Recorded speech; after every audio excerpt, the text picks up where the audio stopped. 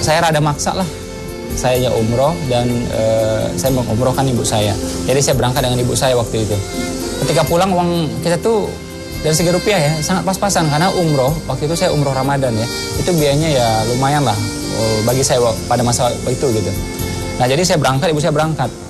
Uangnya lumayan, pas pulang ya udah duitnya udah habis lah kurang lebih gitu. Nah ternyata berapa bulan setelah itu saya memperoleh rezeki terbesar yang pernah saya peroleh dibandingkan dengan waktu-waktu sebelumnya. Jadi gini, saya pengen garis bawahi. Bukan kita umroh untuk rezeki, bukan ya. Bukan kita umroh untuk rezeki, bukan. Tapi kalau kita berumroh, dampaknya ya, efeknya, fadilahnya rezeki, gitu loh. Nah, itu umroh saya yang pertama. Pas umroh saya kedua, saya ingat banget waktu itu, tahun 2010, saya berangkat sama istri saya. Itu kita pulang saja, ya, pulang gitu ya.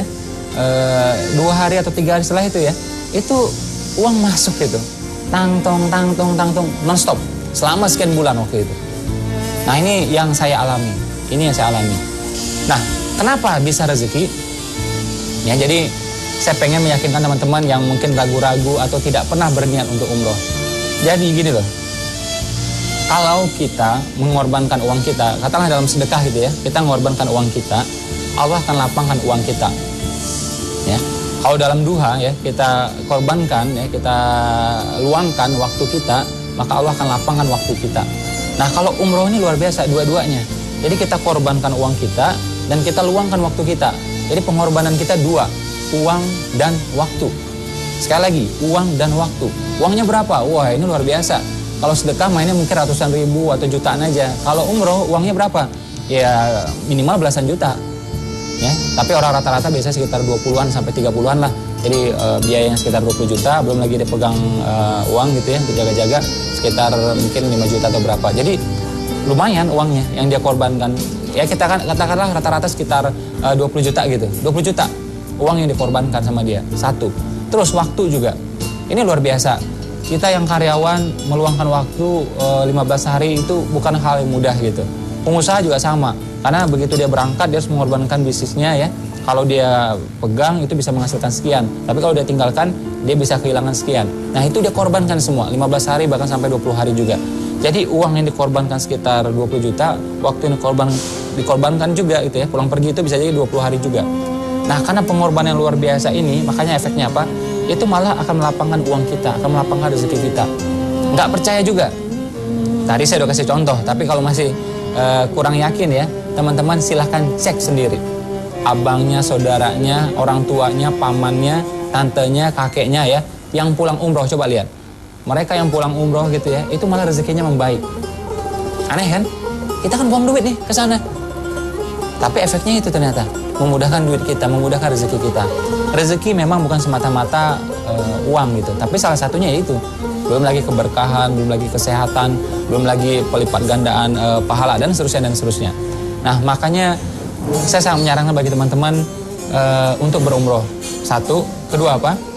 Umroh dan mengumrohkan. Jadi yang saya sarankan bagi teman-teman, bagi pemirsa di rumah, jadi kita umroh dan mengumrohkan. Wah masih kok belum bisa, wong untuk umroh aja duitnya nggak ada, untuk DP juga belum ada, niat dulu. Oke, yang penting niat dulu. Kalau niat jadi amal, kalau niat jadi doa, kalau niat mendekatkan kita pada kenyataan. Kalau nggak ada niat, habis semuanya. Oke? Zaman saya nggak punya uang pun saya berniat untuk mengumrohkan orang lain. Makan susah nih saya waktu itu, tapi saya berniat untuk mengumrohkan orang lain. Nah ini kan jadi niat, ya, jadi doa, jadi amal dan mendekatkan kita pada kenyataan. Dan alhamdulillah sekarang beberapa tahun terakhir, hampir tiap bulan kita mengumrohkan orang lain. Bukan saya mengumrohkan, Allah yang mengumrohkan. Saya coba membantu kan. Kita menjadi wasilahnya, kita menjadi perantaranya.